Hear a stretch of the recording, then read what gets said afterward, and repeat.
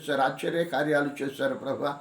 మరొకసారి గ్రామంలో ఉన్న బలహీనందరినీ బాగు చేయటం కృప చూపించమని నాయన నీ మాట వల్లనే తండ్రి సమస్యమును కలుగుతుంది కనుక ప్రభా, నీ మాట చలవిస్తే చాలు రోగులు స్వస్థత పొందుతారు, వ్యాధిగ్రస్తులు బాగుపడతారు, దయ్యములు పట్టిన వారికి విడుదల వస్తూ ఉంది నాయన. ఆది అందు నుండి నాయన జరుగుతూ వస్తుంది కనుక ఆ విధంగానే మమ్మల్ని కూడా ఏర్పాటు చేసావు, అభిషేకించావు.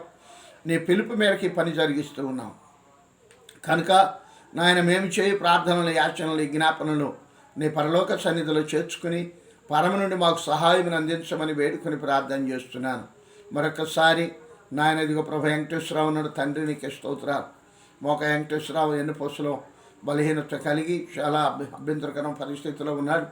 ఆ మనిషిని మీరు ముట్టండి ప్రభువా.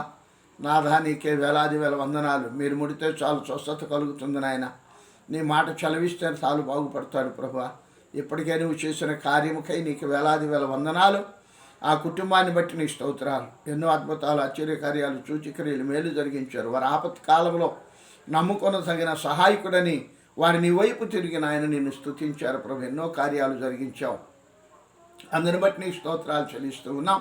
మరొకసారి నీ కృపను బట్టి, రాజ్యముని బట్టి, నీతిని బట్టి నాయన ఇదిగో నీ కుమారుడు వెంకన్నను బట్టి తన భార్యను, బిడ్డల కుటుంబాన్ని కూడా జ్ఞాపకం చేసుకోండి. నీ కృపలో భద్రపరిచి దీవించండి. నిజమే నాయన, మేము ఎల్లప్పుడూ కూడా ప్రభు నీ సన్నిధిని అనుభవించాలని ఆసక్తితో ఉన్న కుటుంబాలను మీరు దర్శిస్తారు తండ్రి. నీకు స్తోత్రాలు నాయన. ఆశ గల ప్రాణాన్ని మేలుతోనే తృప్తిపరుస్తానన్నారు. అట్టి కృప చూపించి నడిపించి నాయకుడిగా ఉండండి నాయన.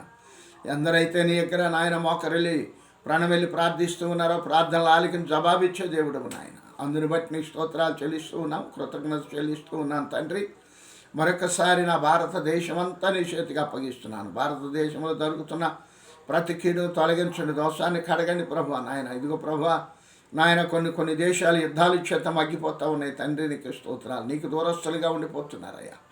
నేను కలిగినటువంటి ఇశ్రాయేల్ దేశం కూడా అలాగనే ఉంది తండ్రి. నీకు స్తోత్రాలు చెల్లిస్తూ ఉన్నాం. ఎందరో అమాయక ప్రజలు నశించిపోతూ ఉన్నారు. కాబట్టి నీ రాకడ అతి సమీపంలో ఉన్నదని నమ్ముచున్నాం. నీ రాకడకు సిద్ధపాటు అవుతుంది తండ్రి. నేడో రేపో నువ్వు రాబోతున్నావని నమ్ముచున్నాం. అందుని బట్టి అక్కడక్కడ యుద్ధాలు, అక్కడక్కడ భూకంపాలు, వడగండ్లు జరుగుతూ ఉన్నాయి, వరదలు వస్తూ ఉన్నాయి నాయన, తుఫాన్లు జరుగుతూ ఉన్నాయి తండ్రి. ఇవన్నీ నీ సూచనలుగా ఉన్నవని నమ్ముచున్నాం.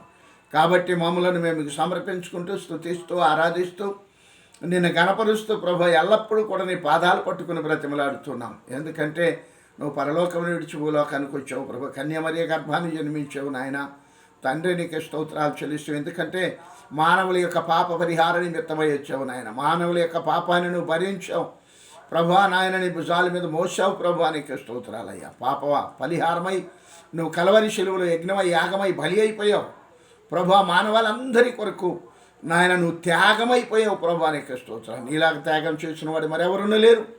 నువ్వు మంచి దేవుడు నాయన, గొప్ప దేవుడు నాయన. నువ్వు ప్రేమిస్తూ ఉన్నావు తండ్రి. నాయన నిన్ను కొట్టిన వారిని, దూషించిన వారి మొఖాన్ని ఉమ్మున వారిని అంటున్నావు తండ్రి. వీరేమి చేయించున్నారు, మీరు ఎరుగురయ్యా, వీరిని క్షమించు ప్రభు అని అడిగావు నాయన. నిజమే నాయన. అటు క్షమించే మనసు మాకు అందరికీ దయచేయండి. మా శత్రువుని క్షమించే మనసునివ్వండి. మా పైన దుర్భాషలు ఆడేవారిని క్షమించే మనసును మాకు కలిగించండి ప్రభా. మమ్మల్ని ఏలరి చేసేవారిని చూసి మేము వ్యసన పడకుండా ప్రభా నీ సన్నిధులు ప్రభా మేము మోకరిల్లి ప్రార్థించి దీనుని పోయి నీ నామఘనత కొరకు బ్రతికే భాగ్యాన్ని మాకు అందరికీ దయచేయండి. అలాగనే మా బిడ్డలను జ్ఞాపకం చేసుకోండి. నీ దాసురాలని జ్ఞాపకం చేసుకో, సంఘాన్ని జ్ఞాపకం చేసుకో, సంఘ సరిహద్దులు విశాలపరచు. సంఘములో రానున్న దినాల్లో గొప్ప కార్యము జరిగించండి. రానున్న దినాల్లో క్రిస్మస్ కూడిక నాయన వచ్చే నెలలో రాబోతుంది ప్రభా. జనవరి 1 మాసం ఉన్నది. మరొక నూతన సంవత్సరంలో మేము ప్రవేశించే ముందు నూతనమైన కార్యాలను చూడటానికి, నూతనమైన శక్తి చేత నింపటానికి, నీ యొక్క మహిమ ప్రభావ ఘనతను పొందటానికి మీరే మాకు సహాయం చేసి దీవించి, ఆశీర్వదించి, అభిషేకించి నీ సన్నిధిని మాకు అనుభవింపజేసి దీవించమని యేసు క్రీస్తు అతి శ్రేష్టమైన నామాన్ని అడిగి బ్రతిమలాడి వేడుకొంచున్నాము తండ్రి. ఆమేన్. హల్లెలూయా, హల్లెలూయా. మంచిది ప్రియులారా. ఈ విధానాన్ని బట్టి మీరు లైక్ చేయండి. ఎప్పుడు కూడా ఎల్లప్పుడు కూడా మీరు దీన్ని చూస్తూ ఉన్నవారు మాకు కామెంట్ పెట్టాలని మరీ విన్నపించుకుంటూ సెలవు తీసుకుంటున్నాం. ఆమేన్.